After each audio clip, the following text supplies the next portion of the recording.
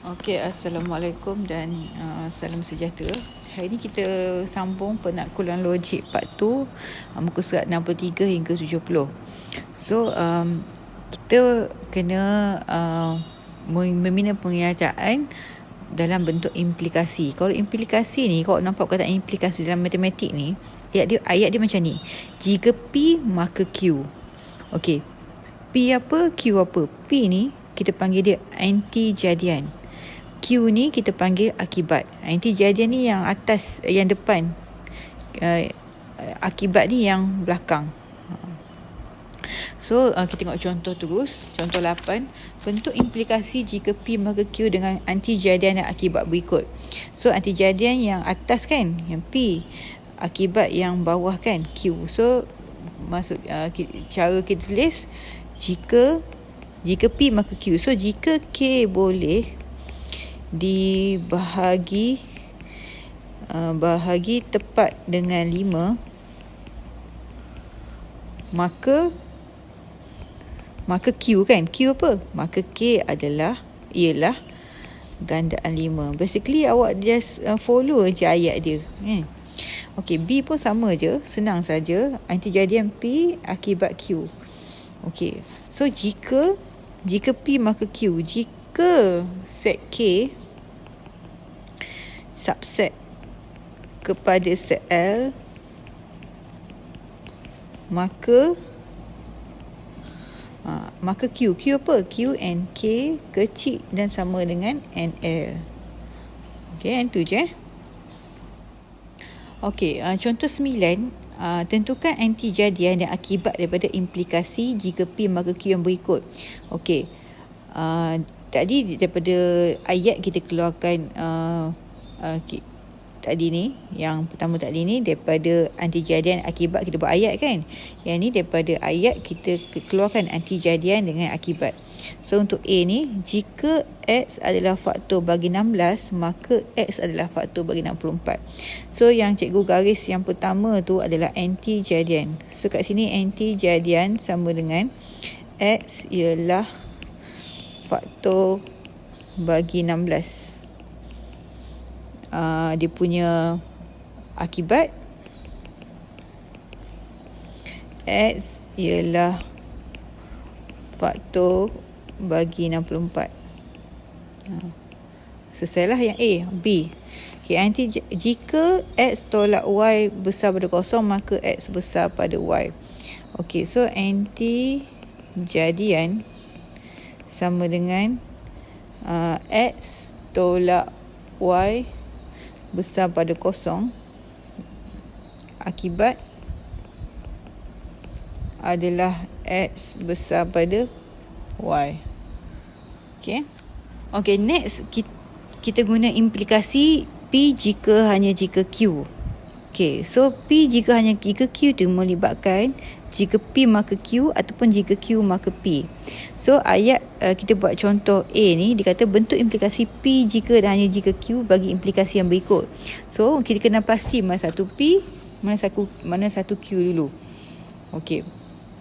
So yang depan ni, jika K adalah nombor perdana, P lah, maka Q mempunyai 2 faktor sahaja. Yang ni Q. So ayat kita jadi macam mana? A ni, jika P jika hanya jika. So P kena bagi dulu. K ialah nombor perdana jika dan hanya jika Q mempunyai 2 faktor sahaja. Kita salin je.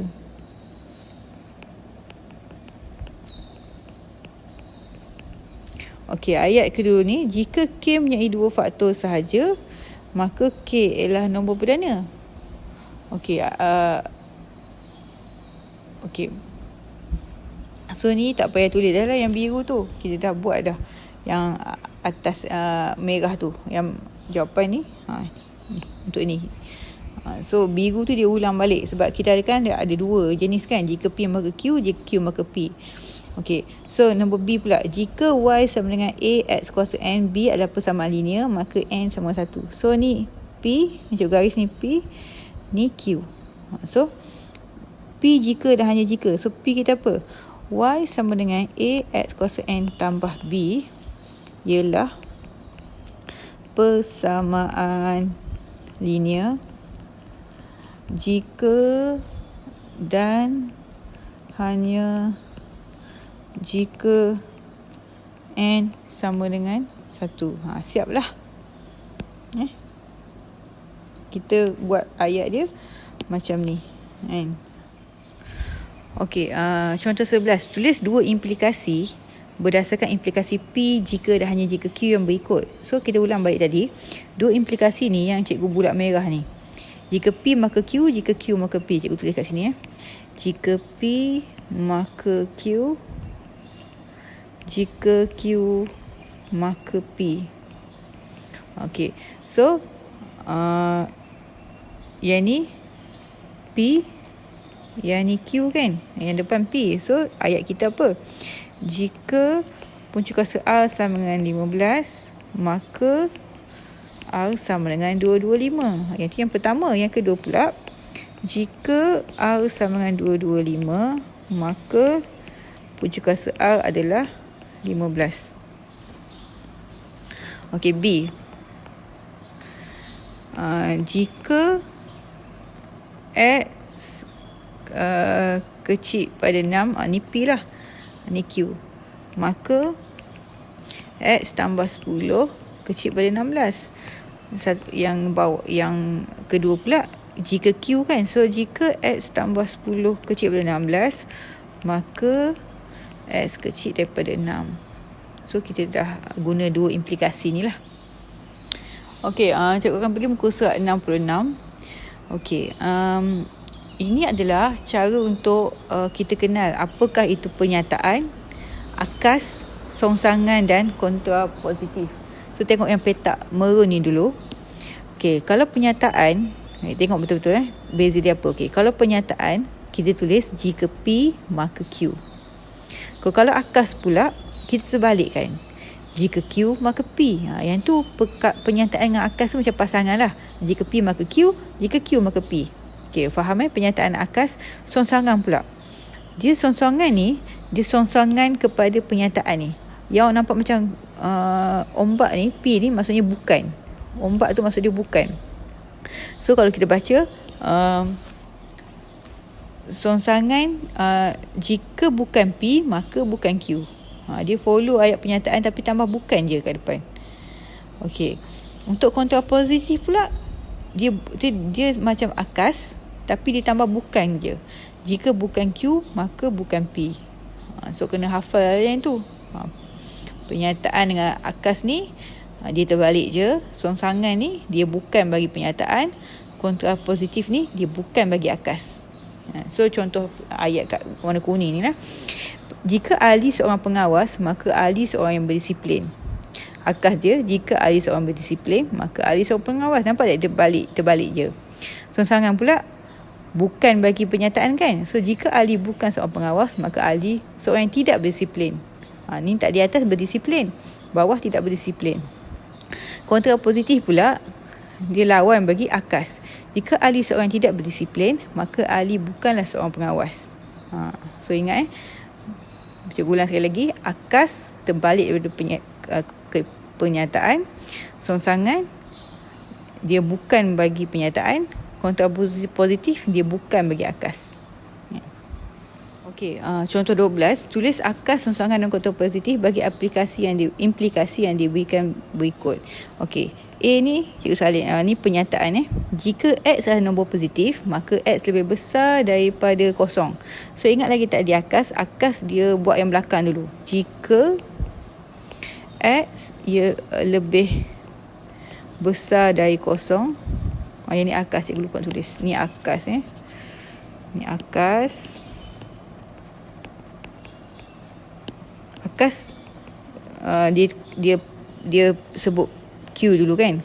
So jika X lebih besar daripada kosong, maka X ialah nombor positif.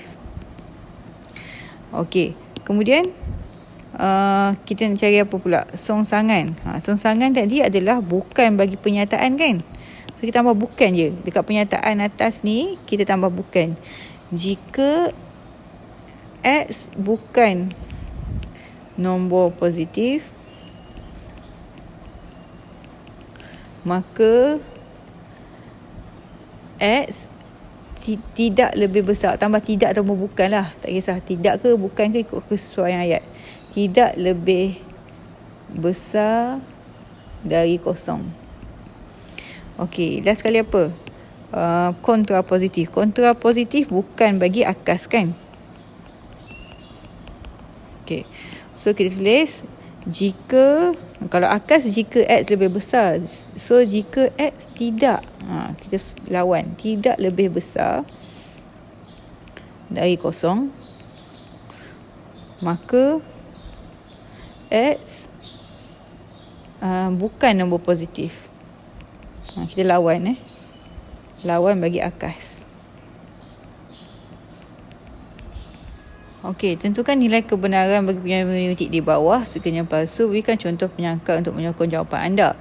Semua poligon mempunyai hasil tambah sudut pedalaman 180. Okey, contoh kita ada segi 4. Segi 4 pun poligon juga. Sudut pedalaman yang dalam kan? Sejak 1 90. So 90 darab 4 dah 360 kan?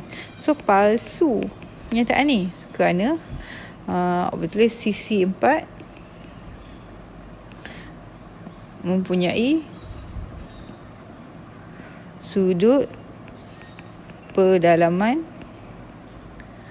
360. Okey.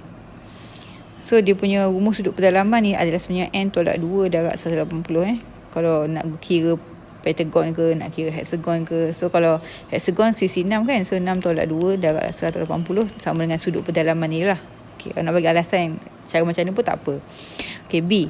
Simbilangan nombor perdana adalah nombor genap. Okey, nombor perdana tu apa?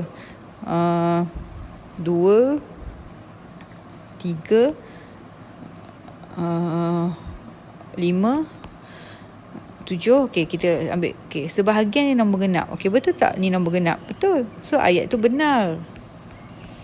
Okey, 1 pun sebahagian juga kan, walaupun 2 je, sebahagian juga.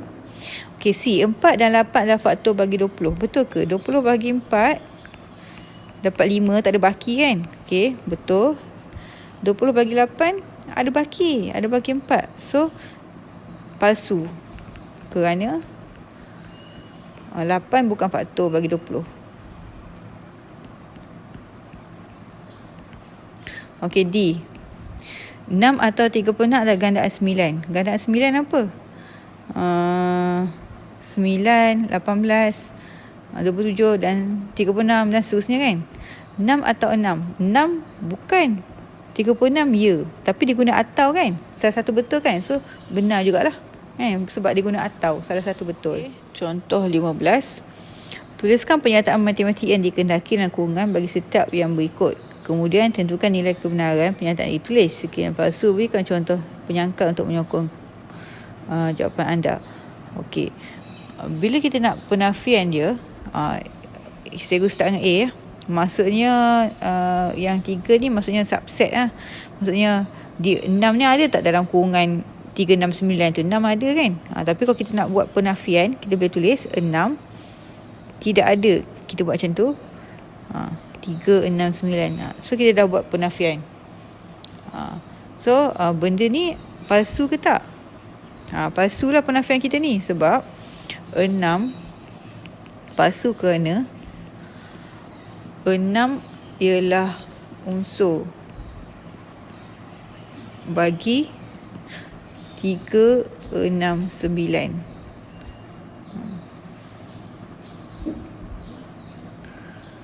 Okey, nombor B. Semua gandaan 10 adalah gandaan 2. Tapi dia nak tulis penafian, kita tulis penafian lah. Semua, bukan semua. Penafian dia bukan semualah. Bila kita nak buat penafian ni, bukan semua gandaan 10 ialah gandaan 2. Okey. Pernyataan kita baru tulis ni, pernyataan palsu ke benar? Palsu. Kenapa? Kerana semua gandaan 10 palsu, kerana semua gandaan 10 ialah gandaan 2. Contoh gandaan 10 macam 10, 20, 30 kan, semua putu boleh bahagi dengan 2. So pernyataan kita tulis ni palsu. Penafian kita ni palsu kan. C. Jika X lebih besar pada 5, maka X lebih besar pada 3. Kan? Akas. Bila akas kita terbalik kan. So jika X lebih besar pada 3, maka X lebih besar pada 5. Okey. Palsu ke benar? Adakah nombor X ni lebih besar pada 3 tapi dia besar pada 5? Kita ambil contoh 4. 4 besar pada 3 kan? Tapi 4 adakah besar pada 5? Salah. So ni palsu. Kerana boleh bagi contoh ni lah. 4 besar pada 3 tapi 4 lebih kecil pada 5 kan? Lebih kecil pada 5. Bukan lebih besar pada 5. Okay, D.